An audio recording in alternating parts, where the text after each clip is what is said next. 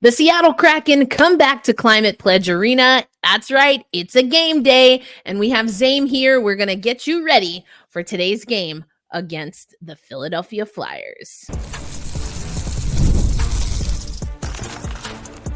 You are Locked On Kraken, your daily podcast on the Seattle Kraken, part of the Locked On Podcast Network, your team every day.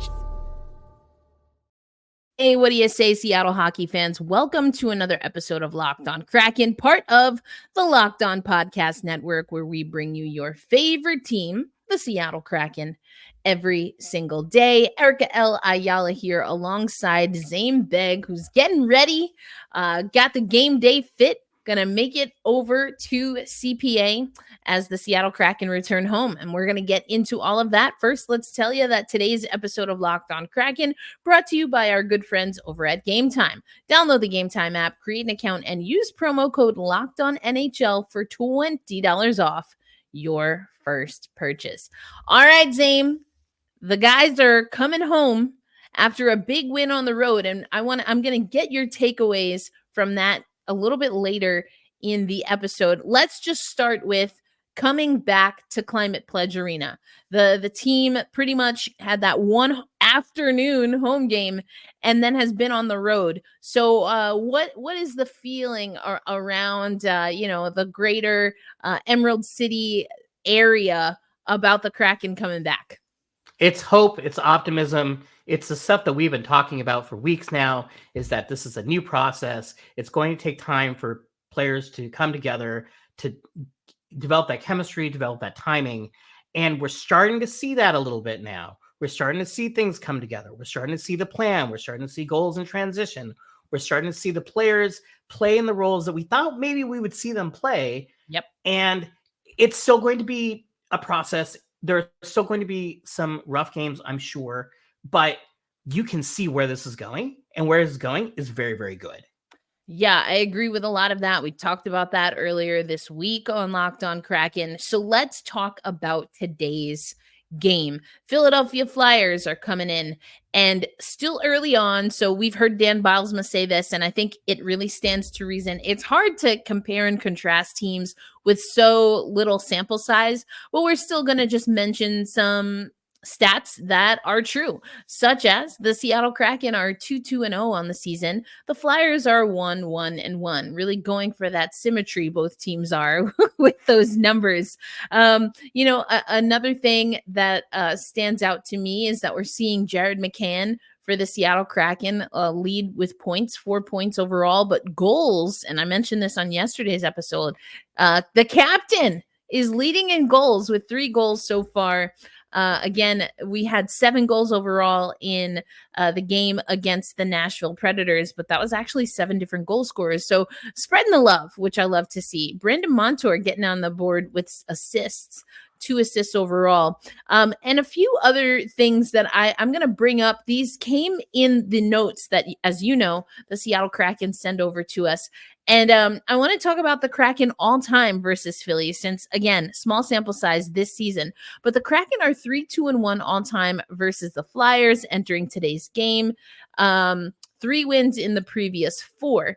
And Seattle also has points in all 3 home games versus Philadelphia. They are 2-0-1 at Climate Pledge Arena and outscoring the Flyers 10-6 over that span. Now, you mentioned that we're starting to see what this Disco Dan era is going to look like. And it does seem like, as you mentioned, getting out in transition, which leads to playing fast, which we know Dan also wants to do. So do you think that this Kraken team is up to adding on to the trend here against Philadelphia? Absolutely. What happened in 2021 doesn't have any predictive value. They're a lifetime record. I remember that first game. It was in Philadelphia, and I think they scored like 6 goals. And we just heard like the worst goal song in the league over and over again. And that was like the introduction of the Kraken Flyers history. But, the Flyers are also a team. They're trying to figure things out. They're on the young side. They're rebuilding. They hired a new coach last year. They had a really hot start and then kind of cooled off towards the end.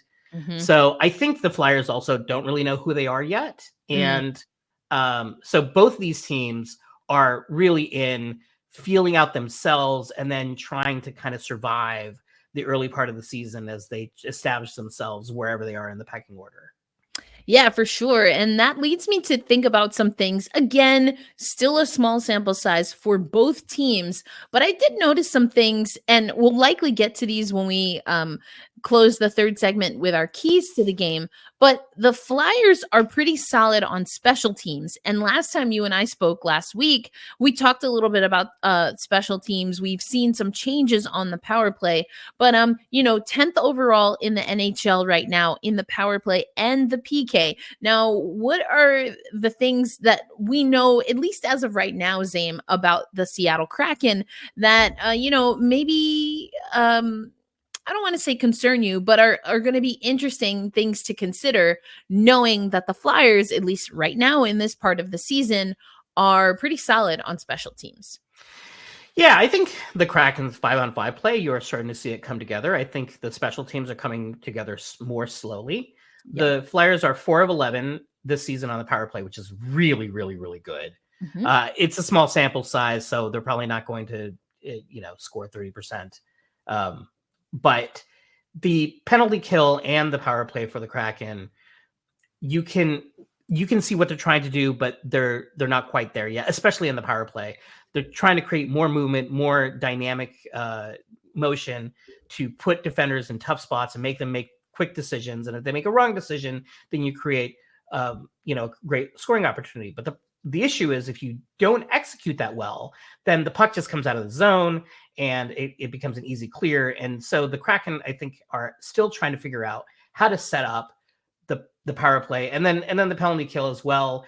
Defensemen are not quite in sync with each other yet. And so you tend to lose somebody in front of the net, especially when you're down a player. So I think that the 5-on-5 play will come along faster than the special teams, but I do think the special teams is probably going to be a month and a half before we really start to see, oh, okay, this is really what they're going for. If they arrive on schedule faster than that, great, but I'm not expecting it. Yeah, that's fair. And, you've already alluded to a few things. One, we've seen Vince Dunn listed as day-to-day. We also have seen Ellie Tolvanen take on a role on the power play. And Dan Bylsma was very complimentary of his shot in particular. And I think that's interesting. I do agree with Ellie and his shot. I've loved his shot. We've seen his shot. I'm thinking about the game I got to, that wild game in Boston that really spearheaded a really great run 2 seasons ago. I was at that game in Boston. Ellie Tolvanen, that was kind of like his Kraken coming out game, like he really made his mark on the team. So being able to see what he can do, not necessarily in transition where I think he flourishes, but in more of a controlled, kind of set piece play, I think is going to be interesting. But it sounds like what the Kraken are going to want to do when Tolvanen is on the power play is set him up to slap that thing towards the net. You mentioned Boston. He has a wicked hard shot, and they really were his best on the power play to utilize that skill set. Yeah, for sure. So I'm excited to see. I'm assuming we'll see a little bit more of that in this game and throughout the homestand, depending on how Dan Bylsma and company feel that the power play is situated with Ellie Tolvanen. Just a few other things that I want to hit on before we go and backtrack a little bit, because I do want to get your takeaways from that 7-3 win over Nashville, a team that was struggling to get a win at that time.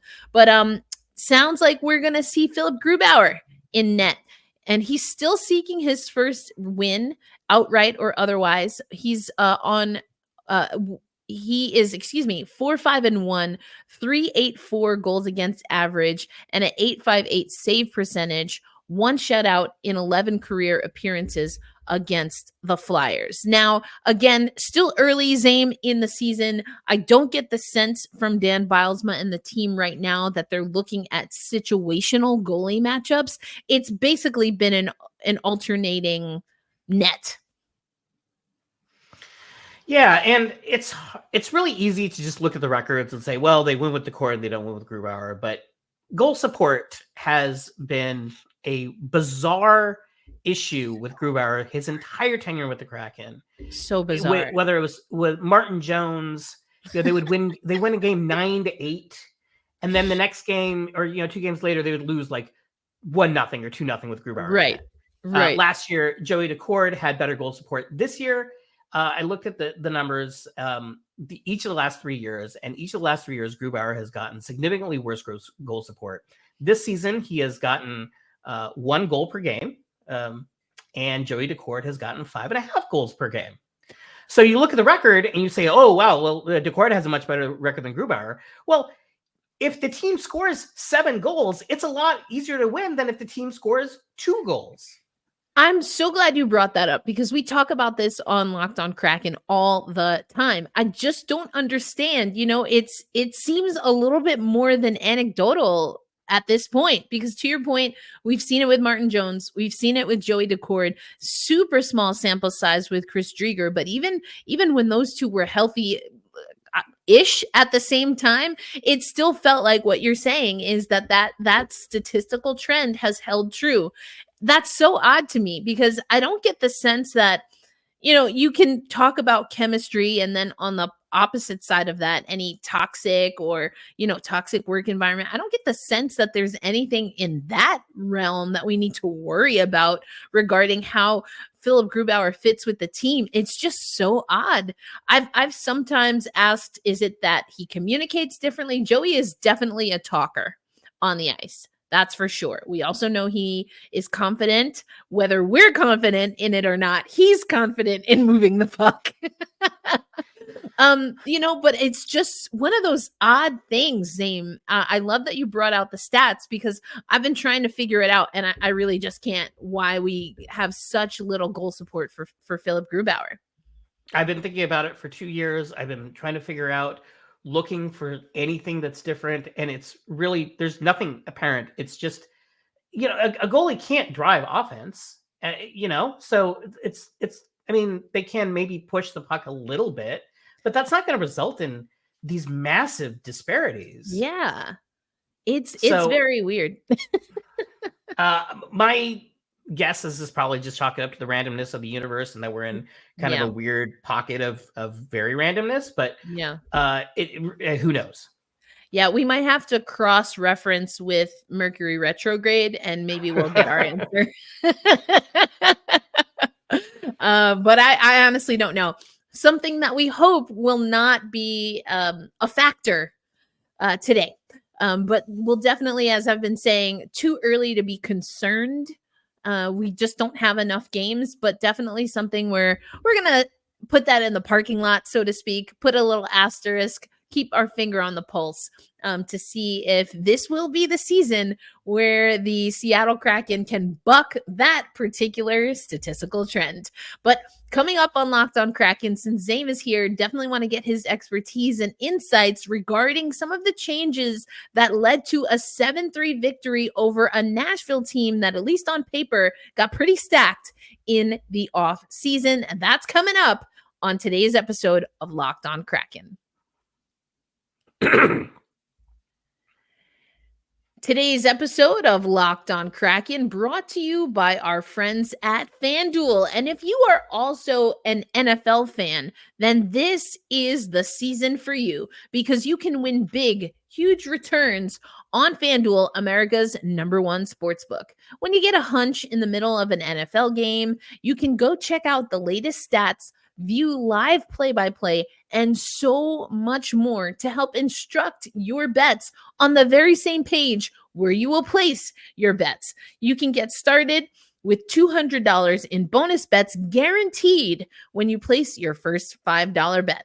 So whether you want to place that on the Seahawks, whether you want to place that on the WNBA finals going to game 4 tomorrow, Friday, or if you want to take those future bets, including are we taking the over or the under on 87.5 wins for the Seattle Kraken this season? You can do that all at FanDuel. So visit FanDuel.com. Again, that is FanDuel.com. And we hope that, as always, you are placing your bets responsibly.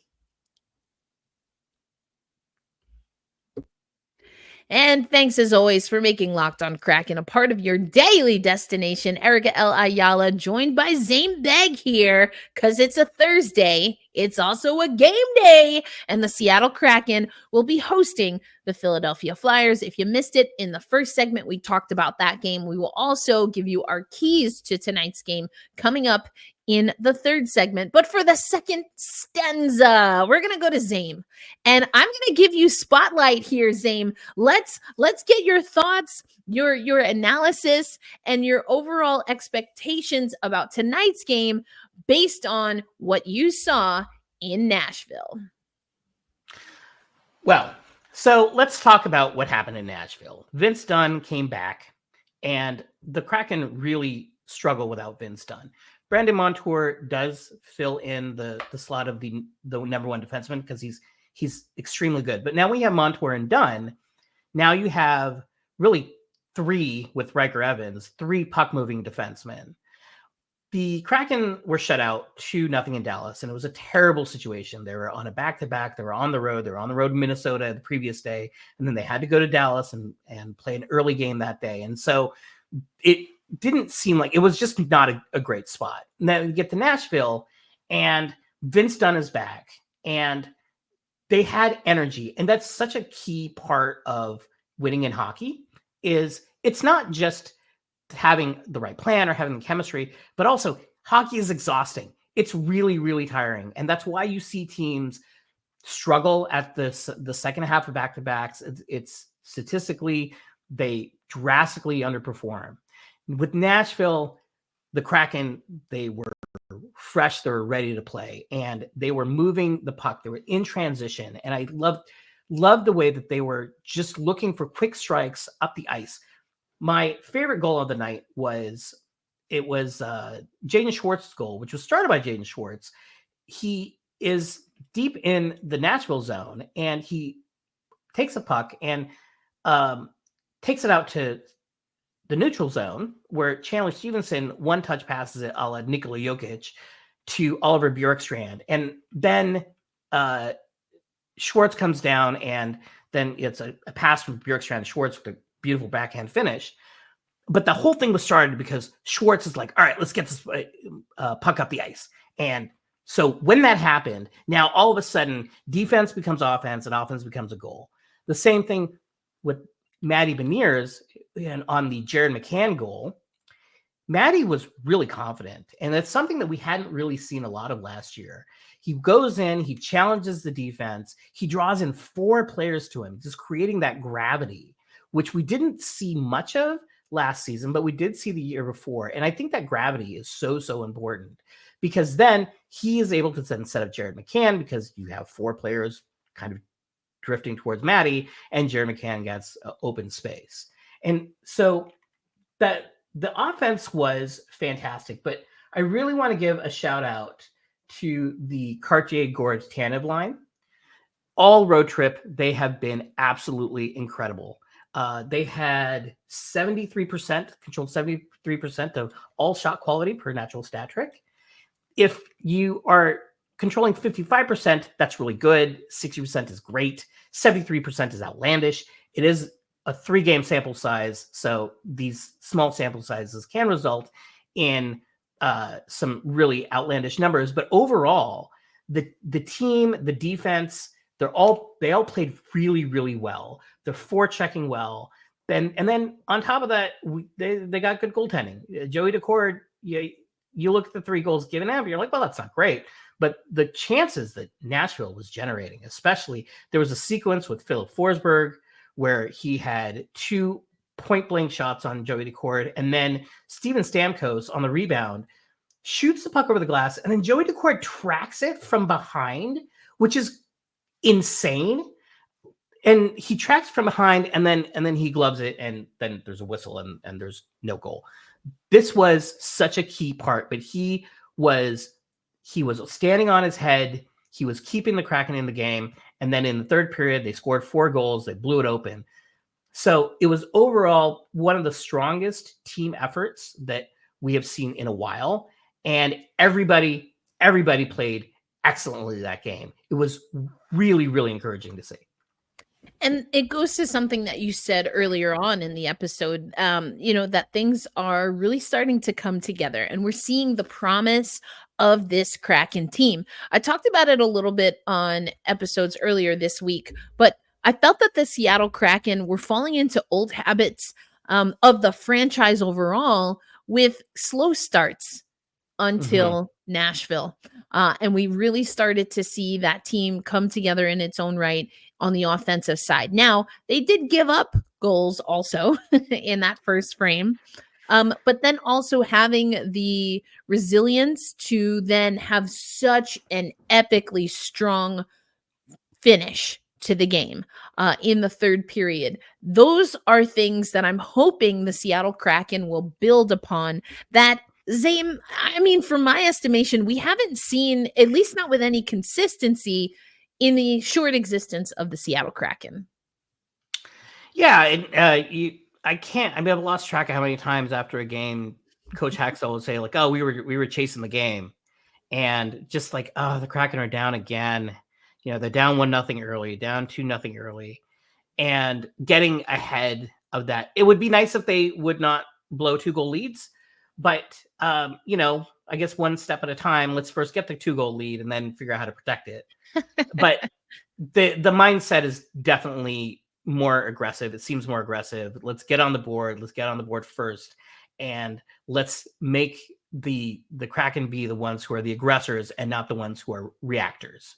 Yeah, for sure. And hopefully it's something that we will see tonight as the Seattle Kraken hit the ice at Climate Pledge Arena hosting the Philadelphia Flyers. We talked a little bit about the history of this series between the Flyers. We got Zane to weigh in with his expertise about the 7-3 win over Nashville. And now we're going to put it all together and remix it in not what we're thinking is necessarily going to happen, but who and what we think is going to happen for the Seattle Kraken to be successful. I should say who we think will have an impact and what we think is going to happen. That's coming up on today's episode of Locked On Kraken. Today's episode of Locked On Kraken brought to you by our good friends at Game Time. As someone who travels as much as I do, I know that it can be daunting to try and plan some of the more fun activities when you're on the road. But I also am a huge sports fan, Zame, and this is the time, if ever you wanted to get deals on really good seats, this is the time. I mentioned WNBA Finals is happening. We've got MLB playoffs happening. And yes, the Mets are in there. Let's not talk about the two losses that were pretty epically bad to the LA Dodgers. But either way, if you want to go to Citi Field, you got to go to Game Time. You can take a look at the view from the seats you're thinking of picking. And then there's also an opportunity for you to filter out the fluff with Game Time picks. It will filter out the fluff and only show you the incredible deals on great seats so you don't have to waste all of the precious time that you have searching through thousands of tickets. I also think that when you use the Game Time app, I'll teach you how to do that in just a minute. You got to toggle for the all-in pricing because why not? You want a ball and you want a ball on a budget? Then use the toggle feature because it will show you the total upfront cost with no surprise fees at checkout. So take the guesswork out of buying tickets with Game Time. Download the Game Time app, create an account, and use promo code LOCKEDONNHL for $20 off your first purchase. That will get you at least one beer. At least one. So save that $20 by using Game Time to buy your tickets. Now the terms and conditions will apply, but create an account, redeem code Locked On NHL. That's LOCKEDON NHL for $20 off. Download Game Time today. What time is it? It is game time.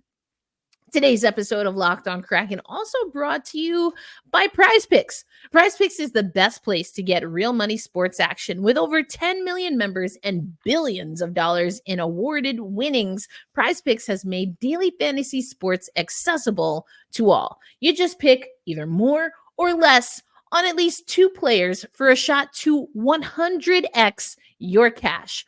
Run your game all season long with Prize Picks. Again, Prize Picks is the best way for you to get into the action on sports in over 30 states, including California, Florida, Georgia, and Texas. Prize Picks is the only real money daily fantasy platform with an injury insurance policy. Because let's be real, injuries happen in sports. Do we always know what they are? No, but we do know that they exist, Zane. So you want to have that injury insurance when you are making your picks. We just talked about Vince Dunn being out, and especially when you have day-to-day injuries. So make sure that you are getting in on the action with Prize Picks. Download the app today and use code LOCKEDONNHL to get $50 instantly after you play your first $5 lineup. Again, download that app today. Use promo code LOCKEDONNHL, and that will get you $50 instantly after you play your first $5 lineup.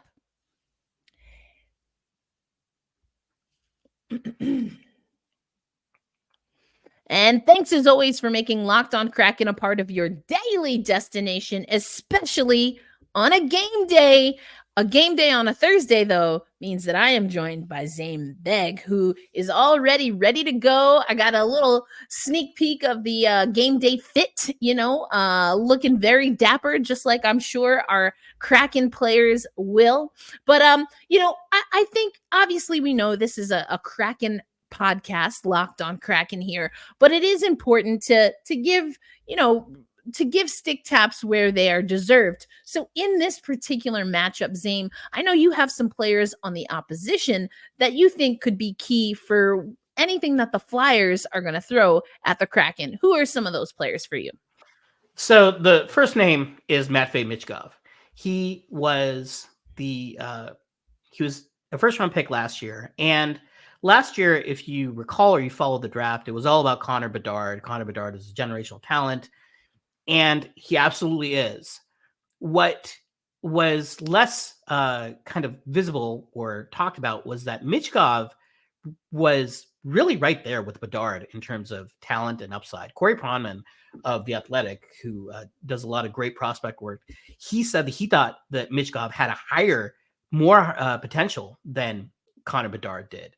There were some contract issues with his club in Russia, which is why there was not any conversation about him being the first overall pick, but he is extraordinarily talented. They worked out the contract situation. He is now in Philadelphia. He has 2 goals and an assist, and they've played 3 games, I think. And he's great. He is so exciting. He's going to be one of the future stars of the league, it seems. And so you have your Connor Bedard and your Macklin Celebrinis and those really young hyper prospects.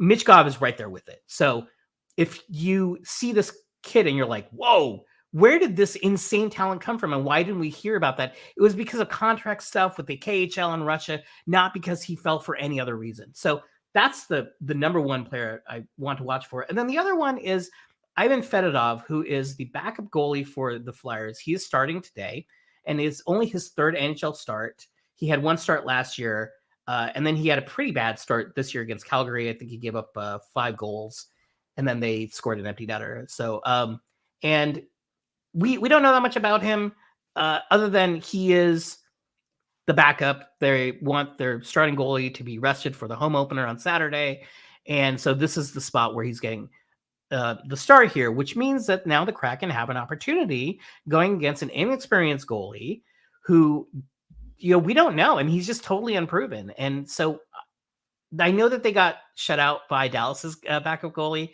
but that was on the second day of a back-to-back. This is a much better situation for Seattle. And so really looking forward to taking advantage of that. This is a really good opportunity to maybe go after a little weaker goalie and then collect those 2 points. Yeah, I love that you offer that insight, because I think that also it moves in parallel to getting an early start.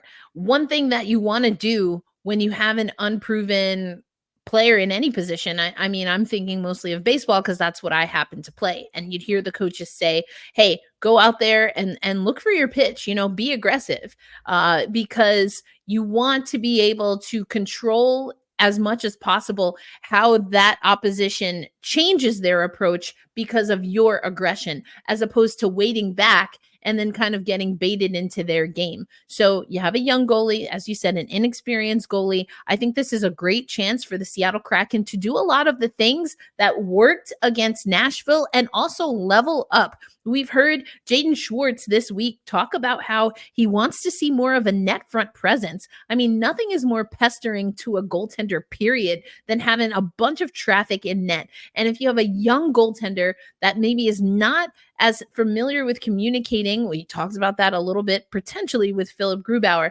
but if they're not familiar with communicating with the rest of their skaters, that could be a way where the Kraken are able to kind of go stealth mode and sneak in there. I know Maddie Beniers talked to Allison Lucan, where she did a story about net front presence and talked about how, with himself and quite honestly, other players, I'm adding this. Beniers didn't say this, but Beniers said because of his size that he has to be a little more stealth. And I do think that overall, for players that we would look to be a net front presence, we're not necessarily going to muscle them out of the way to other teams. So I think that's something that I'd love to see the Seattle Kraken do. Before we get out of here, Zane, let's talk about some milestones. Chandler Stevenson talked a little bit about coming up on 500 games, which I believe that should happen today. It was the one and only Piper Shaw that asked that question, and he talked about just hitting a milestone. It is at this point for his family. He's got children now, and thinking about going home and seeing his family, his children play hockey in the driveway is something that he talked about, and that's a motivating factor. So I thought that was pretty sweet. We also have Jared McCann entering 2 goals shy of becoming the first player to score 100 goals with the Seattle Kraken. And that can't be surprising to any Kraken fans. He's been our leading our points leader and goal scorer for the last couple of seasons here. And so I think 2 goals is definitely within reach, especially, as you said, Zane, with a young goaltender. But either way, we'll be keeping eyes on Jared McCann, who maybe even tonight will look to catch up or even outdo Jordan Eberle as the leading goal scorer early in the season. Ebbs with 3 goals already. All right, Zane, let's put this to you as we close out the show. The Seattle Kraken will win against the Philadelphia Flyers tonight if they limit mistakes in front of the net, limit mistakes net front and in the slot, which is where they've been giving up most of their goals, and they're aggressive and they push the puck in transition to generate quality shots. If they play with the right mindset and they can limit the defensive mistakes, they have a great chance of winning this game, especially against an inexperienced goaltender. I love it because effectively you mentioned the 3 Fs that we talk about a lot on Locked On Kraken. We're talking fast.